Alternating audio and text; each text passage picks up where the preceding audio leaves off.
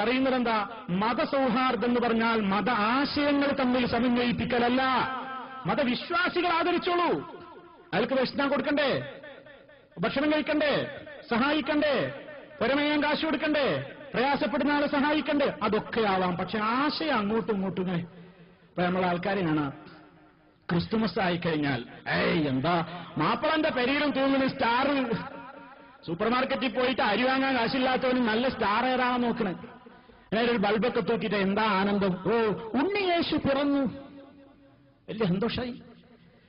ഒന്നുമില്ല, അവന്റെ അടുത്ത് കാശില്ല, അപ്പൊ ഞാൻ ഷോക്കേസിൽ വെക്കാൻ വില കുറഞ്ഞൊരു ട്രീ, അപ്പൊ ഈ പ്ലാസ്റ്റിക്കിന്റെ പുല്ലും കൊണ്ടുണ്ടാക്കിയ ഒരു ട്രീ വാങ്ങിയിട്ട് കൊണ്ടുവന്ന് അതും പ്രതിഷ്ഠിച്ചു. ഓ പുൽത്തകിടിൽ ഉണ്ണിയേശുവിന്റെ പിറവി, അതും പൂർത്തിയായി. അങ്ങനെ കൃത്യമായി ഓരോരുത്തരുടെ ആഘോഷങ്ങൾ അങ്ങനെ അതൊക്കെ happy Christmas, happy new year, happy Onam, എല്ലാത്തിനും നമ്മൾ അടിയിൽ ഒപ്പിട്ട് കൊടുത്ത് നിങ്ങൾ അന്ന് ചെയ്യുന്ന എല്ലാ വെൽമുകളും എല്ലാ തോന്നിയാസങ്ങളും ഞാൻ അടിയിൽ ഒപ്പിട്ടിരിക്കുന്നു. ഹാപ്പി. ഇങ്ങനെയുണ്ട് സുഹൃത്തുക്കള്, അങ്ങനെയുണ്ട് ഒരു സൗഹാർദ്ദം. എത്രത്തോളം ഇങ്ങനെ പറഞ്ഞു എല്ലാം നമ്മളും കടമെടുക്കാണ്. ഇനിയിപ്പോ അവസാനം ഒരു പക്ഷേ കണ്ടേക്കും, അള്ളാഹു കാത്തുരക്ഷിക്കുമാറാകട്ടെ, ബേക്കറികളിലൊക്കെ വരും കൊല്ലങ്ങളിൽ നബിദിന കേക്കും പ്രത്യക്ഷക്കൂടായില്ല. നബിദിന കേക്ക് അത് കഴിഞ്ഞാൽ പ്രത്യേകം എന്താണ് നബിദിന ട്രീ. കാരണം ഈ ശ്രീകൃഷ്ണ ജയന്തിക്ക് ഉണ്ണികൃഷ്ണനെ അവതരിപ്പിച്ചുകൊണ്ട് ആളുകൾ നടക്കുന്നു, ടാബ്ലോ.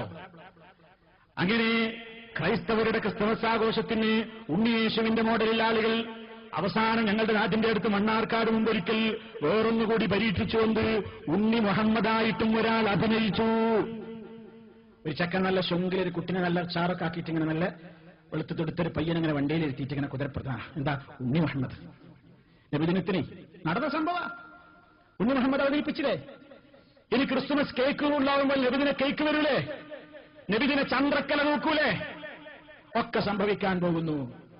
പിന്നെയോ അമ്പലങ്ങളിൽ ആ രൂപത്തിലുള്ള ആഘോഷങ്ങൾക്ക് സമാനമായിക്കൊണ്ട് ഈ ഭാഗത്തും ഇങ്ങനെ ഒരു ഭാഗത്ത് കോമരം തുള്ളുന്നു. അജ്മീറിലുമുണ്ട് കോമരം തുള്ളൽ. എന്തേ വ്യത്യാസമുള്ളൂ? ഹിന്ദുവിന്റെ ഒരു ചുവന്ന പട്ടെടുത്തിട്ടുള്ള തുള്ളലാണ്, മാപ്പിളയുടെ ഒരു പച്ചപ്പട്ടെടുത്തിട്ടുള്ള തുള്ളലാണ്.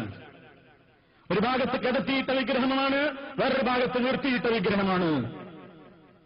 എന്നിട്ടോ ഓരോരുത്തർ സൗഹാർദ്ദം ഇങ്ങനെ പൂത്തുലയാൻ വേണ്ടിയിട്ട് യോഗത്തിലൊക്കെ ഇങ്ങനെ പോയിട്ട് കെട്ടിപ്പിടിക്കുന്ന അമ്മനെ കെട്ടിപ്പിടിക്കണ്. പറഞ്ഞിട്ടുണ്ട് ഇന്ന് എങ്ങോട്ട് വന്ന് കെട്ടിപ്പിടിച്ചാ പിന്നെ തങ്ങളെ കൈ മറ്റവർക്ക് കൃത്യമായിട്ട് അങ്ങോട്ടും കെട്ടിപ്പിടിക്കുന്നു. അമ്മയുടേതായ ആലിംഗനത്തിൽ ഞെരിഞ്ഞമരുന്നു നമ്മുടെ ജനപ്രതിനിധികൾ. പണിക്കന്മാരെ സമീപിക്കുന്നു നമ്മുടെ മന്ത്രിമാര്. വിദ്യാഭ്യാസ മന്ത്രി പണിക്കരെ സമീപിക്കാണ്. വിദ്യാഭ്യാസ മന്ത്രി ആയതുകൊണ്ട് കാര്യമില്ല, ഇസ്ലാമിന്റെ വിദ്യാഭ്യാസം വേണം. എന്നാലേ ഈ വക പരിപാടികൾ നമുക്ക് നിർത്തിവെക്കാൻ പറ്റുള്ളൂ. ഇസ്ലാം എന്താ പറഞ്ഞത്? നിങ്ങൾ മന്നത്താ കാഹിനൻ, ഒരു ജോത്സ്യന്റെ അടുക്കൽ ഒരാൾ സമീപിക്കുകയും അല്ലെങ്കിൽ ഒരു പ്രശ്നം വെക്കുന്നവന്റെ അടുക്കൽ ഒരാൾ സമീപിക്കുകയും അവൻ പറഞ്ഞത് സ്വീകരിക്കുകയും ചെയ്താൽ അവന്റെ 40 ദിവസത്തെ നമസ്കാരം ബാത്തിലാണ്, സ്വീകാര്യമല്ല. മറ്റൊരു റിപ്പോർട്ടിൽ കാണാം ഫഖദ് കഫറ ബിമാ ഉൻസില അലാ മുഹമ്മദിൻ സ്വല്ലല്ലാഹു അലൈഹി വസല്ലം, മുഹമ്മദ് മുസ്തഫക്ക് അവതരിപ്പിച്ചു കൊടുത്തതിൽ അവൻ അവിശ്വാസിയായി കഴിഞ്ഞു. ഇങ്ങനെ പണിക്കന്മാരെടുത്ത് പോവുക, അമ്മന്റെ അടുത്ത് പോയിട്ട് ആശീർവാദം വാങ്ങുക, ഒട്ടും തൊട്ടിട്ട് ഇങ്ങനെ ഇരിക്കുക, സ്വാമിയുടെ കാൽക്കൽ പൂവും പഴവും നൈവേദ്യമൊക്കെ കൊണ്ടുപോയിട്ട് ഭക്തിയാദരപൂർവ്വം സമർപ്പിക്കുക. ഫത്വ കൊടുക്കാൻ മറ്റൊരുണ്ടല്ലോ, സമതാണ് വിശ്വസിക്കാൻ മതി. സമതേ അള്ളാഹു സമദ്. അള്ളാഹു എന്ന് പറഞ്ഞാൽ അള്ളാഹു സമതാണ്, സ്വയം കഴിവുള്ളവനാണ്. എല്ലാത്തിനും അള്ളാഹുവിന് സ്വന്തമായി കഴിവുണ്ട്. അമ്മക്കതില്ലാന്ന് വിശ്വസിച്ചാൽ മതി. അള്ളാഹ് കൊടുത്ത കഴിവേ ഉള്ളൂ. അള്ളാഹു തആല കൊടുത്ത കഴിവുള്ള ആളുകളാണ് ഇവരൊക്കെ. പണിക്കരും അമ്മയും അപ്പനും ഒക്കെ ആ കഴിവേ ഉള്ളൂ. അള്ളാഹുവിനോ അവന്റെ സ്വന്തമായി കഴിവുള്ളവനാണ്. ഞങ്ങൾ വിശ്വസിക്കുന്നത് അള്ളാഹു സമദ് എന്നാണ്. അള്ളാഹു സമദ് എന്ന് വിശ്വസിക്കുന്ന ഞങ്ങൾ ഒരിക്കലും അള്ളാഹുവിനെ പോലെ സ്വന്തമായി കഴിവ് അമ്മക്കോ അപ്പനോ അവലിയൊക്കെ ഉണ്ടെന്ന് വിശ്വസിക്കുന്നില്ല. ഈ ഫത്വ അപ്പുറത്തുനിന്ന് ഇങ്ങനെ കൊടുക്കാൻ ആളുണ്ടെങ്കിൽ പിന്നെ ജനപ്രതിനിധികൾക്കും മന്ത്രിമാർക്കൊക്കെ എന്താ പോയാല് അവരെ രക്ഷപ്പെടുത്താനാളില്ലേ? ഒരാൾ പോയിട്ട് പൊട്ടുതൊട്ടപ്പോ പറഞ്ഞു നിങ്ങൾ മതത്തിന്ന് പോയിക്കണ്. പിറ്റേ ദിവസം ആളെ വിളിച്ച മസലത്താക്കിയിട്ട് പറഞ്ഞു നിങ്ങൾ നമ്മളെ മതത്തിലേക്ക് കൂട്ടിയിരുന്നു. ഇവരെ ഓരോരുത്തർ തീരുമാനിക്കലല്ലേ, ഔട്ടാക്കലും അകത്താക്കലും ഒക്കെ. ഇങ്ങനെയൊക്കെ എന്താ സുഹൃത്തുക്കളെ രാജ്യത്ത് നടന്നുകൊണ്ടിരിക്കുന്നത് നിങ്ങൾ മനസ്സിലാക്കുന്നുണ്ടോ? ഇതൊക്കെ തമാശയാ. എന്തുകൊണ്ടാ ഈ കളി? അള്ളാഹുവിന്റെ ദീന് കൊണ്ടല്ലേ ഈ കളി. ആർക്കാ ഇതിനെ എതിർക്കാൻ അവകാശമുണ്ടാകുക? രാശിയും കൂറുമൊക്കെ നോക്കിയിട്ട് ആളുകളുടെ ഭാവിയും ഭൂതവും ഒക്കെ പ്രചരിച്ചുകൊണ്ടിരിക്കുന്ന അതുപോലെ തന്നെ കമ്പ്യൂട്ടർ നോക്കിയിട്ട് നിങ്ങളുടേതായ ഗുണദോഷങ്ങളെക്കുറിച്ച് പ്രവചിക്കുന്ന മീഡിയകളിലേക്ക് വിളിച്ചു ചോദിക്കുന്നത് മാപ്പിള പെണ്ണുങ്ങളും മാപ്പിളമാരുമാണ്. നമ്മൾ സങ്കടത്തോടുകൂടെ കരയണം സുഹൃത്തുക്കളെ, ചിരിക്കേണ്ടതല്ല. ഓരോരുത്തര് കമ്പ്യൂട്ടർ നോക്കിയിട്ട് ഭാവി പ്രവചിക്കുന്നിടത്തേക്ക് ഫോൺ നമ്പർ വളരെ തരപ്പെടുത്തിക്കൊണ്ട് പ്രയാസപ്പെട്ട് ഡയൽ ചെയ്തുകൊണ്ട് അവരുടെ ഭാവിയെക്കുറിച്ചുള്ള ആവശ്യങ്ങളെക്കുറിച്ച് വിളിച്ചു ചോദിക്കുന്നത് ലാ ഇലാഹ ഇല്ലല്ലാഹ് ചൊല്ലിയ മാപ്പിളമാരാണ്. നിങ്ങൾ ഓർക്കണം, എന്ത് ലാ ഇലാഹ ഇല്ലല്ലാഹ് ആ സുഹൃത്തുക്കള്. മഹാനായ മുഹമ്മദ് മുസ്തഫ സല്ലല്ലാഹു അലൈഹി വസല്ലം പറഞ്ഞു, എന്താ പറഞ്ഞതറിയോ? ലാ തഖൂമുസ്സാഅ ഹത്താ തൽഹഖ ഖബായിലുൻ മിൻ ഉമ്മത്തി ബിൽ മുശ്രികീൻ വഹത്താ തഅബുദ ഖബായിലുൻ മിൻ ഉമ്മത്തി അൽ ഔസാൻ. അന്ത്യനാൾ സംഭവിക്കുന്നതല്ല, അന്ത്യനാൾ സംഭവിക്കുന്നതല്ല. ഹത്താ തൽഹഖ ഖബായിലുൻ മിൻ ഉമ്മത്തി ബിൽ മുശ്രികീന, എന്റെ ഉമ്മത്തിൽ നിന്ന് ഒരു വിഭാഗം ആളുകൾ മുശ്രിക്കുകളുമായി ചേരുന്നതുവരെ. വഹത്താ തഅബുദ ഖബായിലുൻ മിൻ ഉമ്മത്തി അൽ ഔസാന, എന്റെ ഉമ്മത്തിൽ നിന്ന് ഒരു കൂട്ടം ഗോത്രക്കാരെ ആളുകൾ വിഗ്രഹത്തെ ആരാധിക്കുന്നത് വരെ അന്ത്യനാൾ സംഭവിക്കുന്നതല്ല. ഈ ഉമ്മത്തിൽ നിന്ന് മുശ്രിക്കിനോട് കൂടെ ചേരാൻ ആളുണ്ടാകും, ഈ ഉമ്മത്തിൽ നിന്ന് വിഗ്രഹത്തെ ആരാധിക്കാൻ ആളുണ്ടാകുമെന്നല്ലേ അഷ്റഫുൽ ഖൽഖ് സല്ലല്ലാഹു അലൈഹി വസല്ലം ഈ പ്രവചിച്ചത്. അത് പ്രവചിച്ചിട്ടുണ്ടെങ്കിൽ അത് ഈ രാജ്യത്ത് പുലരുക തന്നെ ചെയ്യുമെന്ന് വിശ്വസിക്കുന്നവനാണ് മുസ്ലിം. അവിടേക്ക് എത്താതിരിക്കാൻ, അതിൽ നമ്മൾ ഉൾപ്പെട്ടു പോകാതിരിക്കാൻ, നമ്മുടെ ഉമ്മബാപ്പമാർ ഉൾപ്പെട്ടു പോകാതിരിക്കാൻ, നമ്മുടെ സഹോദരീ സഹോദരങ്ങൾ ഉൾപ്പെട്ടു പോകാതിരിക്കാൻ പഠിപ്പിച്ചു കൊടുക്കണം. ഏറ്റവും വലിയ ദുൽമ ശിർക്കാണെന്ന് ലുക്മാൻ തന്റെ മകന് കുറെ ഉപദേശങ്ങൾ കൊടുത്തില്ലേ? കൊടുത്ത ഉപദേശങ്ങളുടെയൊക്കെ മുൻപന്തിയിൽ പറഞ്ഞതെന്താണ്? വഇദ് ഖാല ലുക്മാനു ലിബ്നിഹി വഹുവ യഅദുഹു യാ ബുനയ്യ ലാ തുശ്രിക് ബില്ലാഹ് ഇന്നശ്ശിർക ലദുൽമുൻ നദീം.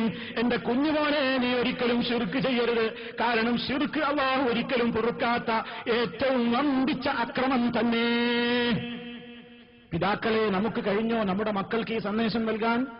ഉമ്മമാരെ, നമുക്ക് കഴിഞ്ഞോ നമ്മുടെ മക്കൾക്ക് ഇത് പഠിപ്പിക്കാൻ? നമ്മുടെ മക്കളെ തൗഹീദ് പഠിപ്പിച്ചോ? ശിർക്കിനെതിരെ ഉണർത്തിയോ? ഈ രാജ്യത്ത് നിന്ന് ആർക്കാ അത് വേണ്ടത്? ആരാ അഖീദ പഠിപ്പിക്കുന്നത്? അങ്ങനെയോ ഓരോരുത്തർ അബദ്ധവിശ്വാസങ്ങളിലും അന്ധവിശ്വാസങ്ങളിലും അനാചാരങ്ങളിലും അങ്ങനെ പോയിക്കൊണ്ടിരിക്കുകയാണ്. ഈ ഒരു ഏറ്റവും വലിയ ഉൽമാനം രാജ്യത്ത് നടത്തിക്കൊണ്ടിരിക്കുന്നത്. അങ്ങനെ ഓരോരുത്തരുടെയും ആചാരങ്ങൾ ഇപ്പൊ നിങ്ങൾ നോക്കിയില്ലേ? അടുത്ത കഴിഞ്ഞ കൊല്ലപ്പോ 2 വർഷമായി ഇപ്പൊ വേറൊരു പരിപാടി തുടങ്ങിയിട്ട് വിജയദശമി നാളിൽ ഹിന്ദുക്കൾ എന്ത് ചെയ്യാറുണ്ട്? എഴുത്തിനിരുത്തലുണ്ട്. നമ്മളും തുടങ്ങി അന്നത്തെ ദിവസം തന്നെ. അവർ ഓം എന്ന് എഴുതുമ്പോൾ നമ്മൾ അലിഫ് അല്ലാഹു. അന്നേ ദിവസം തന്നെ തെരഞ്ഞെടുത്തു. ചേരമാൻ മാലിക് പള്ളിയിൽ കൊടുങ്ങല്ലൂർ തുടങ്ങി നേതാക്കന്മാര് മൂല്യന്മാര് ഇരുന്നിട്ട് എഴുത്തിനിരുത്തിയാണ് അന്നത്തെ ദിവസം. എന്തിനാ സുഹൃത്തുക്കളെ? ഈ പ്രത്യേകമായ ആ ദിവസത്തിൽ അവരുടേതായ ഒരു ആചാരം എന്ന നിലയ്ക്ക് ഹിന്ദുക്കൾ അത് ചെയ്തോട്ടെ. നമ്മൾ എഴുത്താനി പിടിച്ച് മത്സരിക്കാൻ പോണ്ട. സൗഹാർദ്ദം എന്ന് പറഞ്ഞാൽ നമ്മളെ എഴുത്താനി വാങ്ങിയിട്ട് നമ്മൾ അള്ളാനെ ഇവല അങ്ങനെയുണ്ടോ? വിജയദശമി നാളിൽ ആദ്യാക്ഷരം കുറിക്കാൻ ബഹുമാനപ്പെട്ട ശൈഖുന് നേതൃത്വം നൽകിയപ്പോൾ അതിനൊരു ഫോട്ടോ, അതിനൊരു റിപ്പോർട്ട് പത്രത്തിൽ. എല്ലാം നമ്മൾ ഏറ്റെടുക്കുകയാണ്, എല്ലാം നമ്മൾ ചെയ്യാണ്. അങ്ങനെ അവസാനം എല്ലാ രൂപത്തിലുമായി. ഇസ്ലാമിനെ സംബന്ധിച്ചിടത്തോളം, നമ്മെ സംബന്ധിച്ചിടത്തോളം വളരെ കണിശമാണ് സുഹൃത്തുക്കളെ. ഞാൻ നേരത്തെ പറഞ്ഞ് ആരും തെറ്റിദ്ധരിക്കരുത്, ആവർത്തിച്ച് പറയാണ്. മതസൗഹാർദ്ദത്തിന് നമ്മളെതിരല്ല, വർഗീയതയല്ല ഈ പറയുന്നത്. ആവർത്തിച്ചാവർത്തിച്ച് ഓർമ്മപ്പെടുത്തുന്നു. മതങ്ങളുടെ ആശയങ്ങളെ കൂട്ടിക്കെട്ടി സമന്വയിപ്പിച്ചുകൊണ്ടുള്ള സൗഹാർദ്ദം ഇസ്ലാമിലില്ല. മതം അനുഷ്ഠിക്കുന്ന വിശ്വാസികളുടെ ജീവിത പ്രശ്നങ്ങളിൽ അവർ പരസ്പരം സൗഹാർദ്ദത്തിൽ ഏർപ്പെടട്ടെ, അത് വിരോധിക്കപ്പെട്ടതുമല്ല. ഞാനത് കണിശമായി നിങ്ങളോട് സൂചിപ്പിച്ചു. എന്നാൽ എല്ലാവരുടെയും കയ്യടി വാങ്ങാനെന്ന പേരിൽ, എല്ലാവരിലും ജനസമ്മതി കിട്ടാനെന്ന പേരിൽ മറ്റുള്ളവരുടേതായ ശിർക്കൻ ആശയങ്ങളെയും ആചാരങ്ങളെയും അതിന് ഉദ്ഘാടനം ചെയ്തു കൊടുത്തിട്ടും അതുപോലെ തന്നെ ഇങ്ങോട്ട് വിളിപ്പിച്ചവരുടെ ആശയം പറയിപ്പിച്ചും ഒക്കെയുള്ള സൗഹാർദ്ദത്തിന്റെ വർത്തമാനങ്ങൾ അത് ഇസ്ലാമികമല്ല, അത് നമ്മുടെ സമ്പ്രദായമല്ല. അതുകൊണ്ട് മതസൗഹാർദ്ദം എന്ന് പറയുന്നത് എന്താണ് എന്ന് നിങ്ങൾക്ക് മനസ്സിലായി കാണും എന്ന് ഞാൻ വിശ്വസിക്കുന്നു.